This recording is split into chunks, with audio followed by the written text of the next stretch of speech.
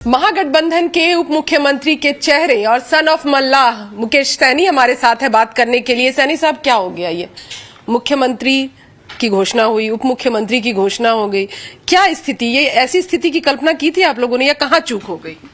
देखिए, चुनाव में तो दो ही चीज होता है, एक हार या जीत।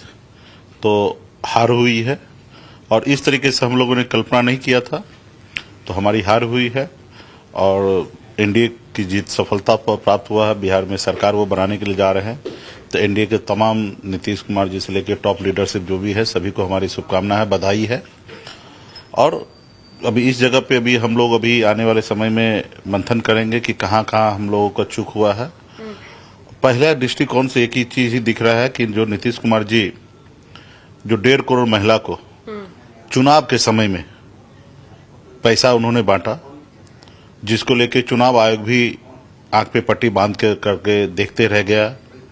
महिला को एक उम्मीद दिया गया कि हम 10,000 रुपया अभी दे रहे हैं और 1,90,000 रुपया हमारी सरकार बनने के बाद हम देंगे। तो इस उम्मीद से हमारी माता बहन जो है वो नीतीश कुमार जी का आखिरी चुनाव भी है था, तो ये सब देखते हुए उनको वोट किए हैं। जो हम लोगों को दिख रहा है कि इस हिसाब से तो जनादेश तो उनके पक्ष में तो था नहीं।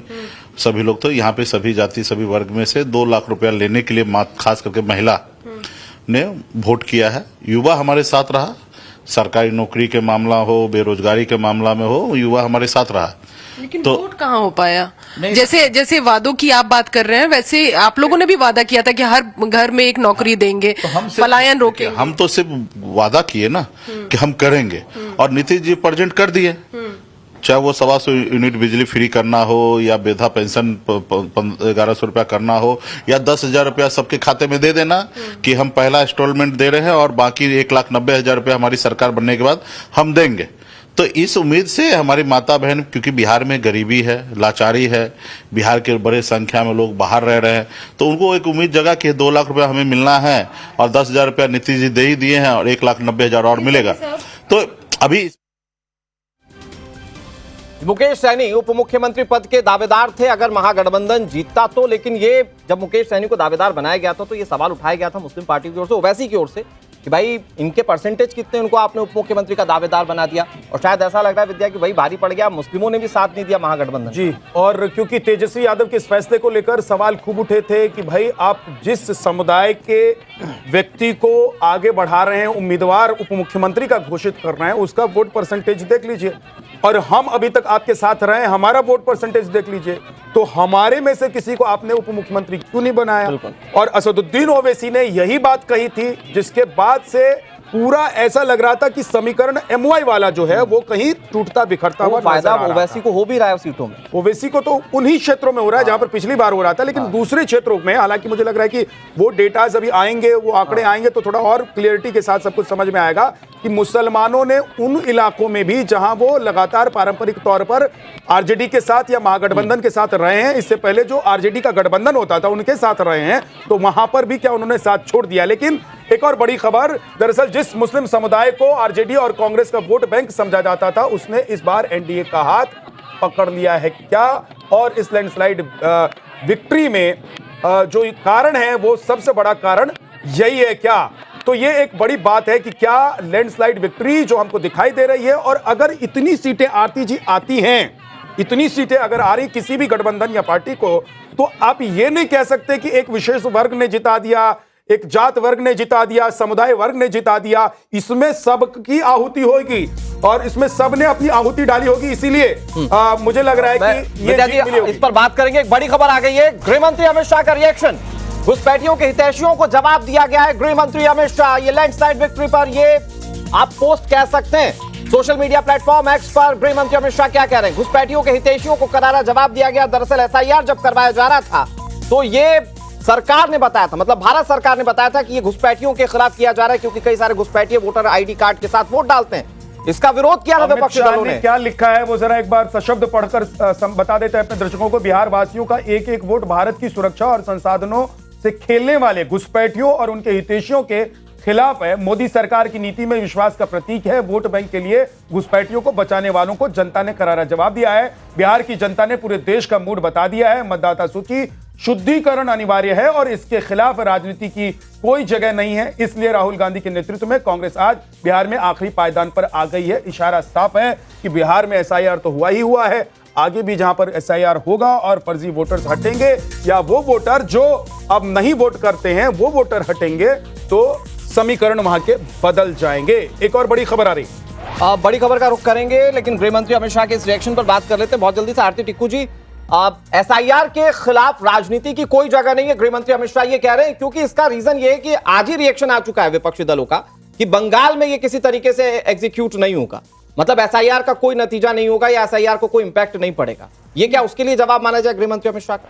देखिए, बिल्कुल, और गृह मंत्री ने बिल्कुल सही कहा है। इनफैक्ट एसआईआर का इशू मुझे लगता है कि बहुत झटका जो ऑपोजिशन को आज बिहार में मिला है वो एसआईआर की अपोजिशन करने की वजह से मिला है, क्योंकि कोई भी नहीं चाहता, वो बिहार हो, वेस्ट बंगाल हो या कोई और प्रदेश हो, कि बाहर का कोई भी व्यक्ति जो है वो वोटर बने और आपकी जो लोकल इश्यूज है या किसी तरह का भी इशू है उसको इन्फ्लुएंस करे। कोई नहीं चाहता है कि आउटसाइडर के साथ पावर शेयर किया जाए। तो मुझे लगता है कि गृह मंत्री जी ने सही कहा है, और एसआईआर की ऑपोजिशन अगर वेस्ट बंगाल में भी महागठबंधन ने की तो मुझे लगता है वहां पे भी कंप्लीटली वाइप आउट होंगे। अमित शाह ने अभी पोस्ट कर दिया है, जरा वो भी पढ़ के सुना देता हूं। ये विकसित बिहार में विश्वास रखने वाले हर बिहार वासी की जीत है। जंगल राज और तुष्टीकरण की राजनीति करने वाले किसी भी भेष में आए उन्हें लूटने का मौका नहीं मिलेगा। जनता अब सिर्फ और सिर्फ पॉलिटिक्स और परफॉर्मेंस के आधार पर जनादेश देती है। श्री नरेंद्र मोदी जी और श्री नीतीश कुमार जी और एनडीए के सभी नेताओं और कार्यकर्ताओं को बधाई देता हूं। साथ ही अपने अथक परिश्रम से इस परिणाम को चरितार्थ करने वाले बूथ से लेकर प्रदेश स्तर तक के बीजेपी बिहार के सभी कार्यकर्ताओं का अभिवादन करता हूं। मैं बिहार की जनता और विशेषकर हमारी माताओं बहनों को आश्वस्त करता हूं कि जिस आशा और विश्वास के साथ आपने एनडीए को यह जनादेश दिया है, मोदी जी के नेतृत्व में एनडीए सरकार उससे अधिक समर्पण से उसे पूरा करेगी। तो ये जब दिखाई दे रहा है कि जीत मिल रही है, उसके बाद इस तरह की बात करना भरोसे को और बढ़ा देता है यूसुफ जी। और बीजेपी हमेशा से कहती रही है, चाहे चुनाव बिहार का हो या इससे पहले कहीं और का भी चुनाव हो, बीजेपी कहती रही है कि हमारे वादे का मतलब है कि हम डिलीवर भी करेंगे। देखिए, ये तो हर पॉलिटिकल पार्टी कहती है कि साहब हम डिलीवर भी करेंगे, और ये जनता जानती है कौन कितना डिलीवर करता है। मैं तो बहुत पहले से एक बात कहता हूँ कि जितनी भी पॉलिटिकल पार्टियां हैं, जब वो अपना इलेक्शन मैनिफेस्टो जारी करती हैं तो साथ में उन्हें एफिडेविट भी देना चाहिए कि साहब जो वादा हम कर रहे हैं वो वादा हम पूरा भी करेंगे। केंद्र सरकार हो या बहुत सारी राज्य सरकार हो, बहुत बड़े बड़े वादे किए जाते हैं, लेकिन जब सरकारें बनती हैं, चलती हैं, तो उनमें से कुछ वादे पूरे होते हैं, सभी वादे पूरे नहीं होते हैं। बहुत सारे ऐसे वादे कर लिए जाते हैं कि साहब जो पूरे करने की ना तो संवैधानिक उसके अंदर बाध्यता होती है, कोई प्रोविजन होता है, ना सरकार को अधिकार होता है। ये भी तो एक गजब का सिचुएशन है ना कि आपको कोई एफिडेविट साइन नहीं करना है, संवैधानिक बाध्यता नहीं है, उसके बावजूद अगर आप वादा कर रहे हैं और लोगों को विश्वास दिला रहे हैं अपने काम से कि हम जो वादा करते हैं उसमें से ज्यादातर वादों को निभा देते हैं।